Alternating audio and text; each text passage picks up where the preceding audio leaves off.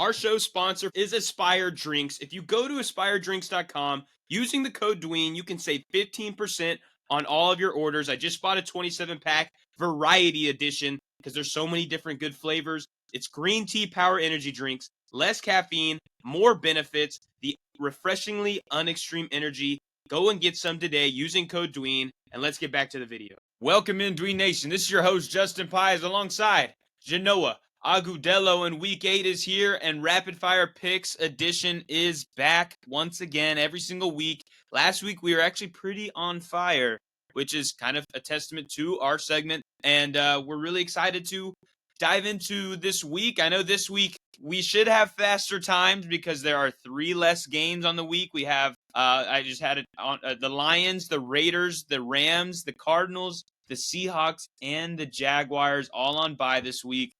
So good luck to everybody's fantasy lineups. You might be having to dig to the waiver wire to throw in a starter because all these teams are on bye.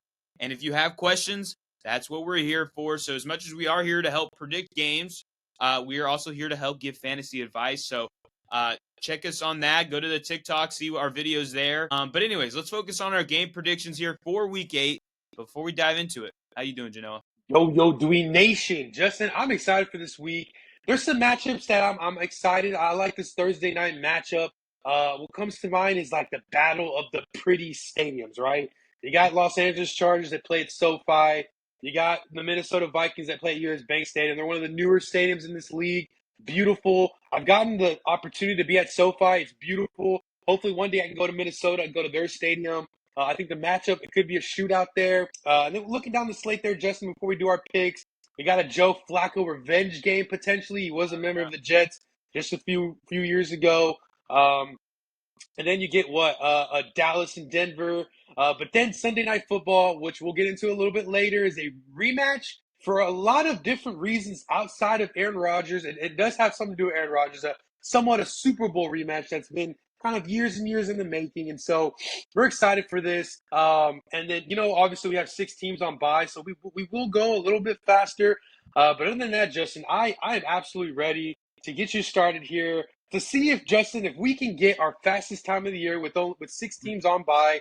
And I'm ready when you are. All right, I'm ready. Count me down. I'm ready to rock. All right, ready. 3, 2, 1, and go. All right, here are my Week 8 predictions. I got Minnesota going into Los Angeles and getting the job done. I see a big Justin Jefferson performance on Thursday night. We move to Sunday. Miami travels to Atlanta. I'll take Atlanta to dominate in this football game. When we get the Jets at Cincinnati, I do think we see an improved Jets offense, but Cincinnati's on a roll. I'm going to get them to win there. Cleveland at New England.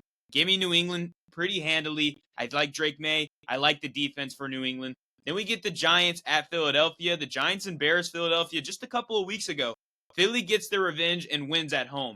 Buffalo at Carolina. I would think, the way Buffalo is playing, I was worried. But coming off a bye week, I think Buffalo's back in business, gets it done on the road. Chicago at Baltimore. I foresee a Lamar Jackson return, so I will take Lamar Jackson to win. And they are now 2-5 on the season, moving up. San Francisco at Houston. This is probably the toughest game to pick on the slate. Houston is slightly favored, but their offense is pretty horrendous. I'm going to take the 49ers to win behind Christian McCaffrey. Tampa Bay at New Orleans. There's a sneaky upset potential here, but I will stick with Tampa Bay to win. And then Dallas at Denver. I'll take the Broncos, even though I think Dallas is going to make this game very tight. Tennessee at Indianapolis. Easy Indy. Green Bay at Pittsburgh. Aaron Rodgers' revenge. Can he beat his former team? No, he can't. Give me Green Bay. And then Washington at Kansas City. I think Kansas City's on a roll, and they're going to win that one. All right, Justin, 132. I think this is your same exact time last week. You had 130, and I think last week I was a little slow on stopping it, but this time I stopped it right on the dot. It's 132. It's same time as last week. When you're ready, I'll go, and we can definitely discuss these matches. There's some details to be discussed here. All right, ready? I'm going to count you down. 3, 2, 1. All right, we have the Chargers hosting the Minnesota Vikings. Give me the Chargers game. I think Kamani Vidal has a pretty good game there, and I think Carson Wentz struggles, so give me the Chargers. We go to Atlanta, where they host the Dolphins. Easy, give me the Falcons. We go to Cincinnati, where they beat the Jets and sending them to 0-8. Give me the Bengals. We go to New England, where they host the Browns. Give me the Patriots. We go to Philadelphia, where I think they get their get back. It's going to be a tough one because I think New York is going to fight. But give me the Eagles getting their get back rematch of 2 weeks ago. We go to Carolina, where I think that Josh Allen has a dominant 4 total touchdowns in Carolina.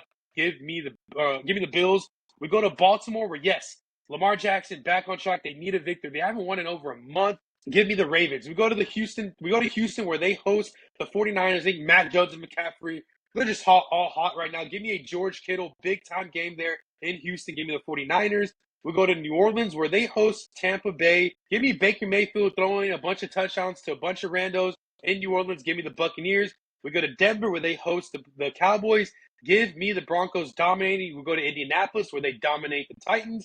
We go to Pittsburgh, where I think Aaron Rodgers steals one against his former team at home. Give me the Steelers. And then we go to Kansas City, where with Jaden Daniels or without, they dominate. Give me the Chiefs. All right, a minute 21, pretty darn fast, pretty good work there. I was motivated. I was like, before you line up for that race, you're like, I'm gonna win this. So I'm like, you know what? I know for the rest of the year, Justin, I'm not gonna have a time that good because Right. with 6 teams on by, you miss a couple layers. You know what I'm saying? It's like you're missing a couple layers of a lasagna. You know, it's flattened a little bit. You don't have the extra cheese and meat and all. So I feel like this week I had to get my 119. It's gonna be my best this season because after next week, how many teams are on by? I'm looking to see. Next week Next we week have is only 4.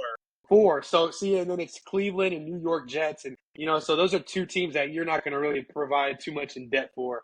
So yeah.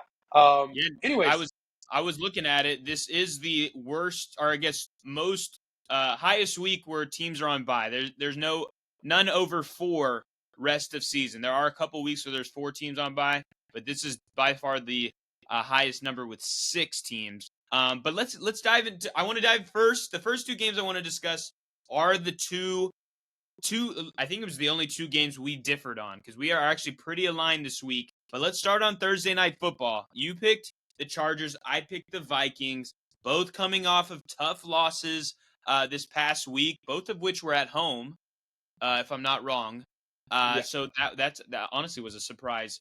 But I want to get your side of the story. Tell me why the Chargers are going to win. Who's going to play well? Who may struggle? See, I like Kamani Vidal ready to start this game, and I think we saw a lot of Herbert last week. I feel like this could be kind of in the run game. I like Herbert. I'm starting him this week in our main league, and I just feel like Carson Wentz. He doesn't have the right chemistry that we would want, like a like a backup to have with this team, like a Joe Flacco, or maybe like Andy Dalton last year. Whenever Bryce Young got benched, I know Andy Dalton could be playing this week, and so we look at Minnesota, and I just feel like Jordan Mason has been a little quiet lately. We obviously we haven't heard if Aaron Jones is going to come back anytime soon. And I just feel like the Chargers defense. Yes, they just gave up 3 touchdowns to Jonathan Taylor, but that's one of the best running backs in the league right now. And I feel like this offense is just not there yet. They're missing an identity there in Minnesota. I do like Carson Wentz's connection to Jordan Addison a lot more than I like to Jefferson, and I feel like obviously Jefferson's gonna have a great game. But I don't know. Like, there's a little bit something funky there with this Minnesota offense led by Carson Wentz. I expected him to have a better game against his former team at home, but he just did not, and it concerns me a little bit against the Chargers team that has struggled. But here's one thing I do want to mention about the Chargers: they are losing offensive linemen left and right there, Justin. They're already out without the 2 top tackles for the rest of the year. And then who got hurt this past week? Was it? I want to say it was. Oh man, I think it was Deculus. Austin Deculus, who had an ankle injury. And obviously they're already out with Hampton. But hey, obviously I think that Joe Alt is actually questionable to play. We're not really sure. They did have Trey Pipkins, their guard, Trey Pipkins the third, who also has been hurt. So I'm not really sure. I think Minnesota should take advantage with their pass rush being really decent there. Brian Flores calling plays for defense. So if there's any way Minnesota is going to win, it is because of their pass rush there, getting to Justin Herbert there. But Justin, we do have the battle of Justins there. Justin Jefferson versus Justin Herbert. A very interesting battle. But I think that if Joe Alt can play and Pipkins, they're both questionable. I thought Alt was actually out for the year. But if he is able to play with Pipkins, I do like this offense for Los Angeles just a little bit better. And then we also saw a breakout from their tight end this past week. Rondé Gaston? Yeah, he's Gadsden, the balling. second. He's been balling 2 weeks ago. I think he had like 64 yards for like 8 catches. This past week, he had 30 fantasy points, Justin. Yeah, And so, he's been balling. So if they can get him involved, you got Keenan Allen who had 100 yards. You got Lad McConkey who, obviously the first 3 weeks of the season, he looked like a fantasy bust, but now obviously he had 67 uh, yards last. The week before, he had 100 yards and a touchdown. You got QJ back in the lineup, so I do like it. The running back room is questionable. Obviously, you have Hampton and Najee on IR. You got Haskins, who's questionable. Can Kimani Vidal carry the load? I think he's going to have a good game. But yeah, Justin, there's a lot of layers in this game that can go back and forth there. I'm hoping Carson Wentz has a bounce back game. I want Jefferson to go over 100 yards this game. I do have the Chargers pulling away, but I wouldn't be surprised if Minnesota can win this game through their defense. Well, listen to this breaking news. Hassan Haskins unexpected to play this week. Okay. That it could be all wheels up for Kimani Vidal. Okay. For this game, which I think he will have a good performance. The reason I go Minnesota is I really think that we are due for a Justin Jefferson kind of performance, like one of those big games. We haven't really seen it this year. He's had a couple of really solid outings, over 100 yards on X amount of catches. I'm trying to remember how many touchdowns he has on the year. It's not a crazy amount. Here I have it now. He literally has one touchdown. He scored in week 1. He hasn't scored since. And I think this is time. Last week wasn't the game he hoped for. Obviously, they lost as well. And I just think it's about time. Plus, the Chargers, where they have been able to be attacked defensively, is the rushing game, and we haven't seen Jordan Mason have that big output in a couple of weeks. I think this is Jordan Mason's time to get a lot of usage on Thursday night. And Kevin O'Connell. I mean, this is going to be a really good game. Kevin O'Connell versus Jim Harbaugh. I'm a big fan of this game. It's going to come down to the wire. I really like if you're looking to bet on the over under or on the plus minus or on Los Angeles being a 3.5 point favorite, I wouldn't touch it just because that game could go either way for me. We'll move to Sunday night though. Aaron Rodgers is not returned to Lambeau, but against his former team in the Green Bay Packers. I believe, if I'm not wrong, Aaron Rodgers has beat 31 other NFL teams in his football career. The only team he has not beaten is his former team in the Green Bay Packers. So this is his opportunity here at home to do what I think only one or two quarterbacks have done. I think literally Brady might be the end of the list to beat every other team, or every team in the NFL. So I'll kind of give you my synopsis of how I think this game's going to play out. I think it's going to be lower scoring than you expect. I think Green Bay will pull away with Josh Jacobs. Now, I don't know if you were watching that whole game last week with Green Bay and Arizona, but I think Josh Jacobs might be battling something injury-wise because his usage was not heavy in the first half. But I think once the second half came in and once the Packers realized that, hey, maybe this is actually going to be a game against Arizona, like they're playing us tough. We don't want to lose to Arizona because who wants to lose to Arizona? And then they put in Jacobs more, and that's when, they kind of became much more successful offensively. So I think that might be how this game plays out. They're going to see they don't want to overuse Jacobs early on, and then if they realize they need him bad, they will throw him in there big time. This isn't prime time. And I think, man, and also if you look at Pittsburgh's side of things, they've had some rest because they played on Thursday night. So they get a little couple of extra days here. But I just think Green Bay is a much better team, a much better unit that you can trust. And that's why I got to go Green Bay here. Yeah, Justin, look, I mean, this is an interesting matchup. I wish this was in Lambeau. I know these teams play each other every couple of years. I think the last time they played was in Lambeau. But it would be so cool. But I want to give a quick history lesson for all my young Dween sports listeners out there. Once upon a time, there was a Super Bowl. Super Bowl 45. It was in Dallas. And it was Aaron Rodgers' own one and only Super Bowl appearance. And it was a great game. 31-25 was the final score. Aaron Rodgers won MVP of that game. And it was against his now coach, Mike Tomlin. And now it's funny how things reverse. It's a Sunday night matchup there. And it's crazy that this is kind of the thing where you see a quarterback win a Super Bowl against a team, and they join him, kind of like Russell Wilson. He won his one and only Super Bowl against the Denver Broncos. And then he went and joined them. And I thought that's something that you see now with Aaron Rodgers there. It was a Green Bay. He's probably, in my opinion, I know you guys love Bart Starr and Brett Favre, but for me, he is the best Packers quarterback of all time. Once upon a time, I've been saying this, Aaron Rodgers was my favorite football player in the world. Besides J.J. Watt, he was the most entertaining. He was Justin Patrick Mahomes before Patrick Mahomes. I mean, I want to say 2011 Rodgers when he went 15-1. I think it was his first or second MVP, one of the best seasons I've ever seen. He battled Drew Brees for the MVP, but now Justin, he goes to Pittsburgh where he has a pretty good offense around him. Going against a Jordan Love where once upon a time, Justin, I want to say they had the chance to draft Justin Jefferson, one of the best receivers in the league. But then they ended up going Jordan Love, and it's kind of like what you did to them is going to happen to you, right? You had Brett Favre. Then in 05, Aaron Rodgers gets drafted, and Aaron Rodgers waits behind Favre for about 3 or 4 years. And then 2008, here's Rodgers' time. And then up until, 2020, they draft Jordan Love, and it kind of happened to him. It was a year or two. Jordan Love waited behind Rodgers, and now Jordan Love's the starter. And Jordan Love looks phenomenal. Jordan Love looks good. Obviously, fantasy-wise, he hasn't been the best fantasy quarterback, but I think as far as QB mechanics, who has looked great unstatistically, just like physically with the eye test, Jordan Love has looked the best this year, in my opinion. I love the way he throws the football, his pocket presence, him in the play action, the way he can let the ball quickly and when he's, being rushed. And I just like it. He could have a big game. I know you're thinking, this could be a defensive showdown, but Pittsburgh's defense hasn't really been that good this year, Justin.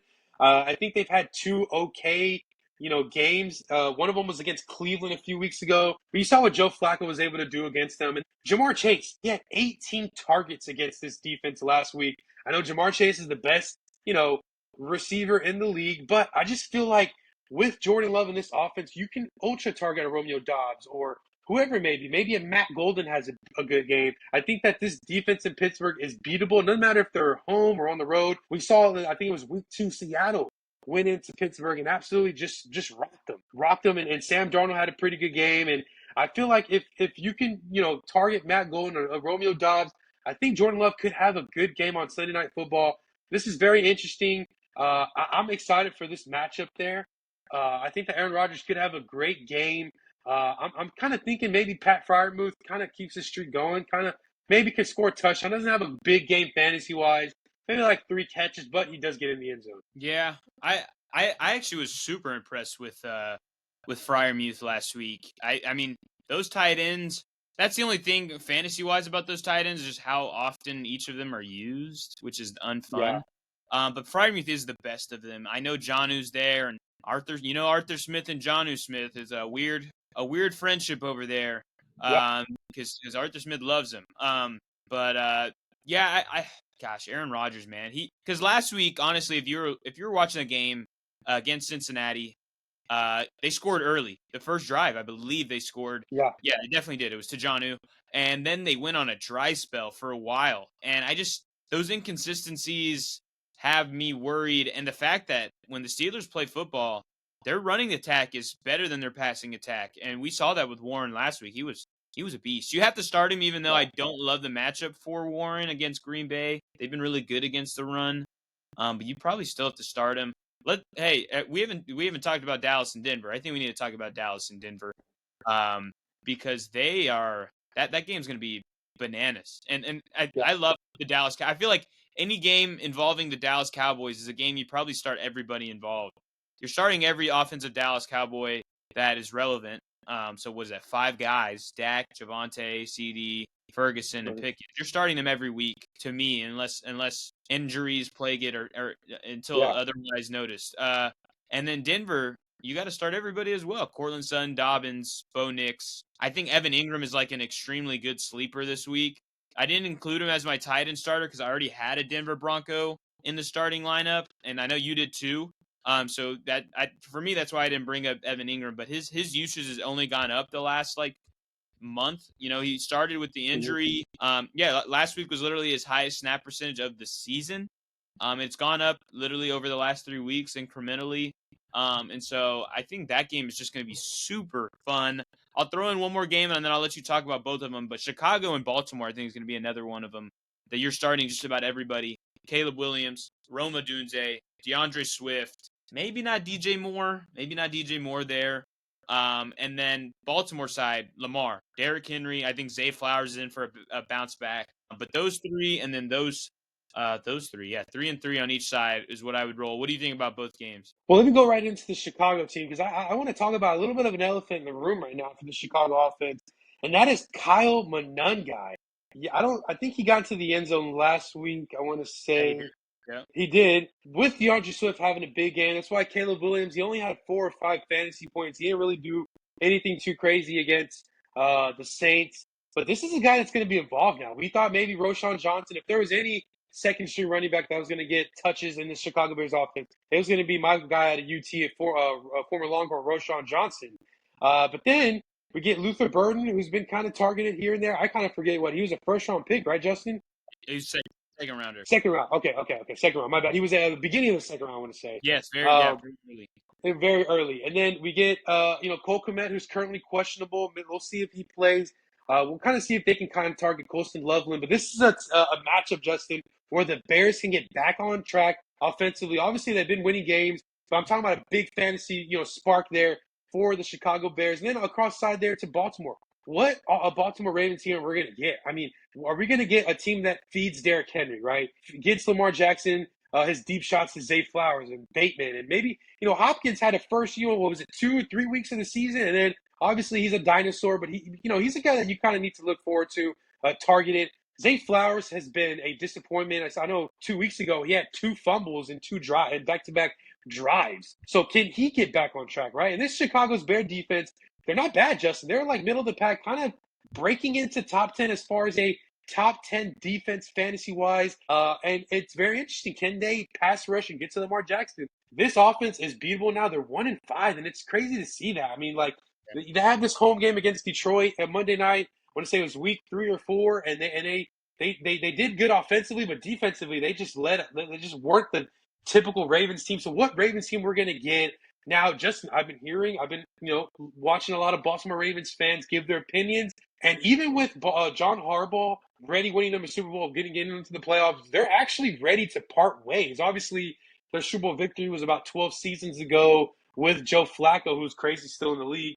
But still, Justin, a lot of Ravens fans are actually buying into the idea and being okay with, hey, if we lose another game or two, we go 1-6 or 2-7 or something like that. We're not playing good. We're fine with getting rid of Harbaugh. Like we're good. Even it's a little bit nuts. I can kind of understand it, but you got to understand this Ravens team has been competitive the whole Harbaugh era. Especially since Lamar Jackson has gotten there. When he plays a full season, they usually make the playoffs and such. At least Lamar Jackson, is a top 3 MVP candidate.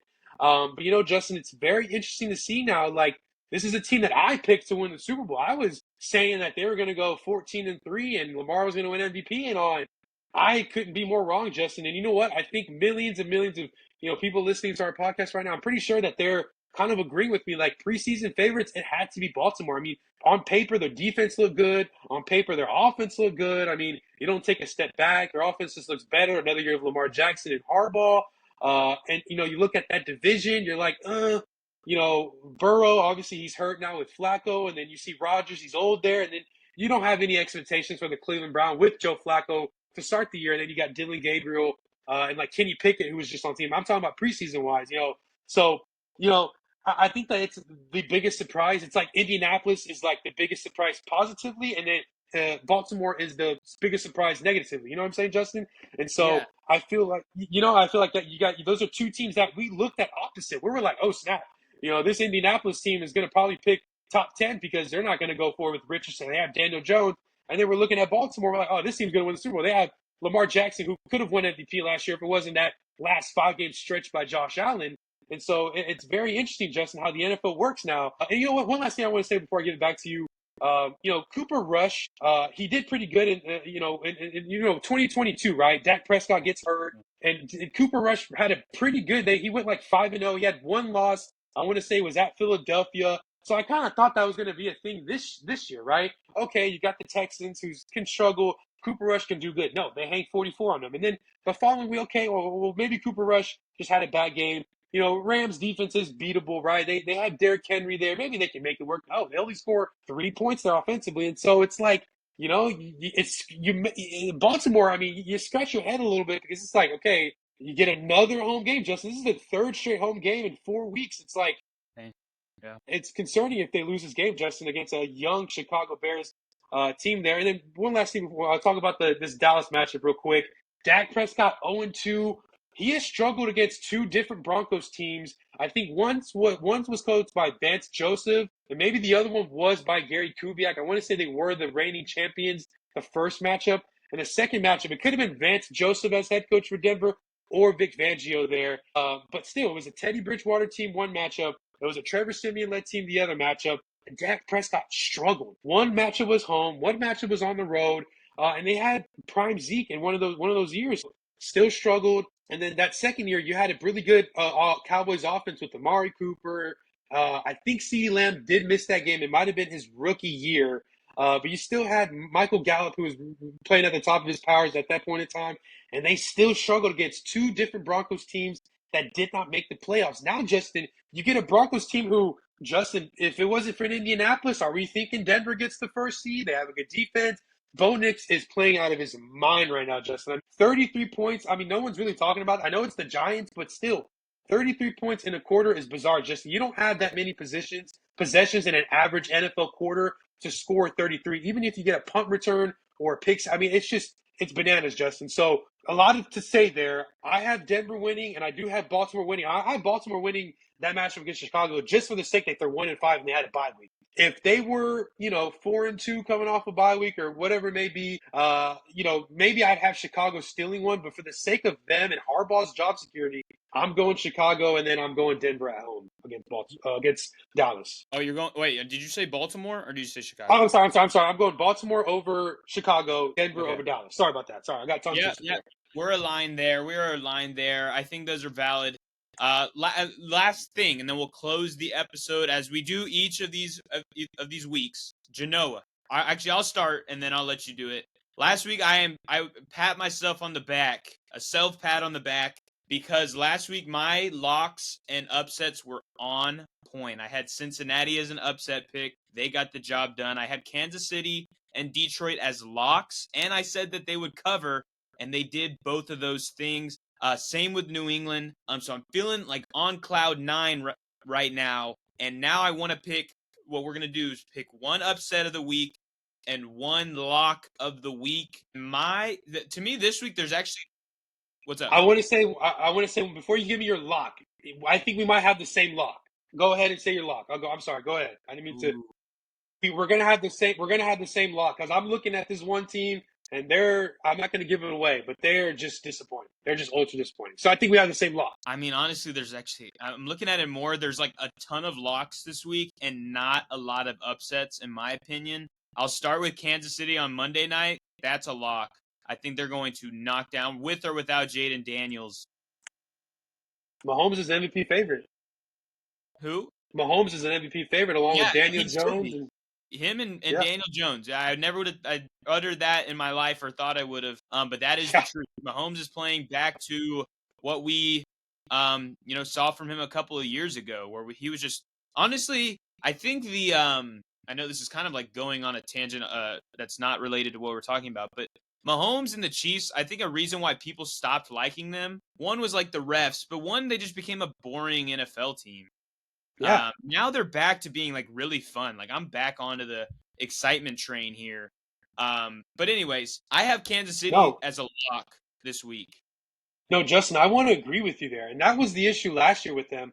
They were winning these close games where Mahomes was throwing for barely 220 and he'd have a touchdown and a pick, or he'd have, like 180 yards through the first 3 quarters of the game. And, their offense was a little bit weird last year because I don't know if you remember, Pacheco broke something in his leg week 2. And then they were like, I don't know if you remember, I had to search up whatever happened to Carson Steele. I'm like, remember that guy? He was like the waiver wire pickup of week 3. Mm-hmm. Like, their offense was weird. They had Rashee Rice, and then Worthy was very inconsistent. I know Hollywood Brown, he missed the whole regular. I want to say he came back week 14. Yeah, he came back. So that's another thing. And then they didn't have a guy that's underrated like Tyquan. Was it Tyquan Thornton, I think, is number 80 for Kansas City? He's another guy that Mahomes takes deep shots to. So that's another thing. So we got Tyquan Thornton. We got Worthy in second year. He's getting touches. He's getting looks. We got Hollywood Brown who's playing back to himself. And then obviously Travis Kelce this year looks better. He had a big time play in the first couple plays of this game against Las Vegas. And last year he was very boring to watch. So there's a lot of layers that have been added on. Not to mention the biggest layer of them all, Rashee Rice. I think last year he tore his ACL week 3 or 4. And then now he's back by week, and he looked good. He got a lot of touches, not just receiving wise, Justin, but rushing wise. So, yeah, I mean, we like this team now. Not to mention the biggest thing out of all, the biggest catalyst of all, it doesn't really have to do with their offense. It has to do with their division. You got Denver with Bo Nix, who's winning games. You got Los Angeles, who looks pretty good. They just got some offensive knacks, but you can understand it because Hampton is out, Najee's out. Their 2 tackles have been hurt, but still, they're still in winnable off. They could have won last week if they converted on one of their 4 downs against Indianapolis. So that's another reason why. And all that you have together, you have Kansas City. But go ahead. What were we going to say, Justin? No. I mean, I'll just stick with 2 so we can wrap it up. I got Chiefs and I got Colts. I think those are the 2 locks of the week. Okay. Sure. Wow. And I then, was thinking. Yeah, give me your 2 locks and then we'll go with our 2 upsets. Okay, I was thinking your lock was Atlanta home with Miami. Actually, That's a good one. Good one. I just think that Atlanta's defense is pretty good. I mean, look, McCaffrey's McCaffrey. He had 200 total yards, but they only scored 13 points. And you know what? If you know football, Dween Nation, I think Mac Jones is the quarterback going forward in San Francisco. So I think that the fact that I think Mac Jones is going to have a greater outing against my Houston Texans this week. You got Kittle back. You got maybe Juwan Jennings could return to the lineup. Maybe a Pearsall if you throw one of those two guys there if they come back. You obviously you like what you see out of Kendrick Bourne. You got Kittle, you got McCaffrey. So, anyways, Atlanta's defense is pretty good. So they only allowed 13 points there. They had a good week 2 outing. I know, obviously, I think it was week 3 or 4. They went to Carolina. I know it was just from there, but I think that their defense is capable. It is Raheem Morris. They did stop Josh Allen 2 weeks ago on Monday Night Football. I don't even think they scored a point in the second half. I could be wrong, but still, Josh Allen was limited in the second half there Monday night 2 weeks ago. So at home, I like that Miami defense, or excuse me, that Atlanta defense.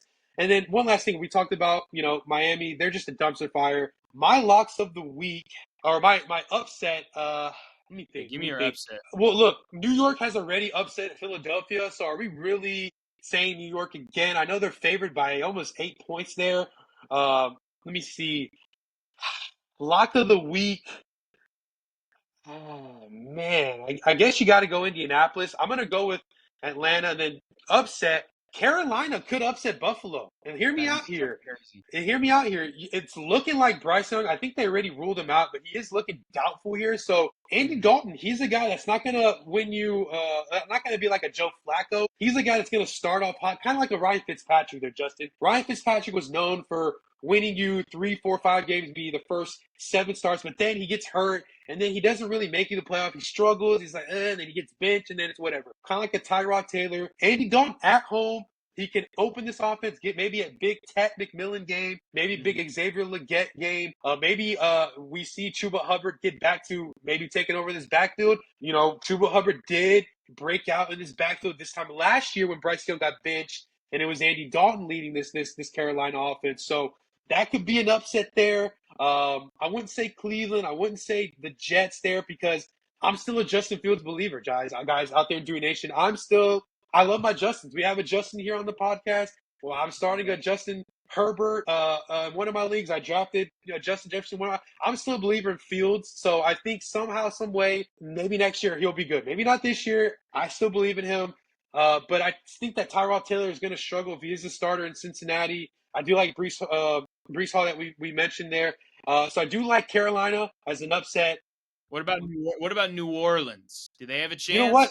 They have a chance, Justin, at home. I do like. You know what, Justin? 2 years ago, I like Sam Darnold in Seattle, but I was hoping that Spencer Rattler, he fits Seattle. I just think that Sam Darnold's not the guy you're going to pay in 5 years. But Spencer Rattler, he's not awful, Justin.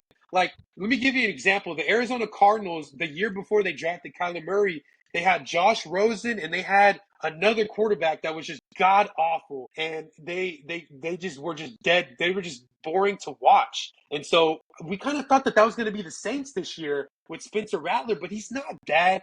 I'm looking here. He only really had a bad game against Seattle, but Seattle's pretty good. And Spencer Rattler, he's not like turning over the football in like silly ways, but he's still scoring points in a way. I mean, he had a bad matchup in Chicago in the rain.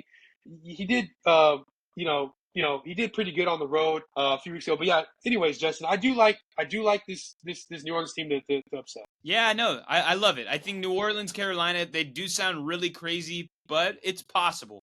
I'm Yeah. excited with that. So we have our upsets, we have our locks listed, and we have our rapid fire game picks discussed. So Dween Nation, that is our episode. And if you have any questions, any thoughts, any need for advice, we are here to help you guys make some money. Maybe you can bet some over under. Maybe you can bet some upsets. We're here to help there. Yeah. We also talked through some fantasy aspects of these games. So thank you guys for listening. And Genoa, send us out. Yo, Dween Nation. This was our rapid fire starts and sits of the weeks. Check us out on TikTok. This is going to be a great week 8, guys. I'm so excited. Let me know what you guys think. But yeah, thank you guys for watching. And as always, peace.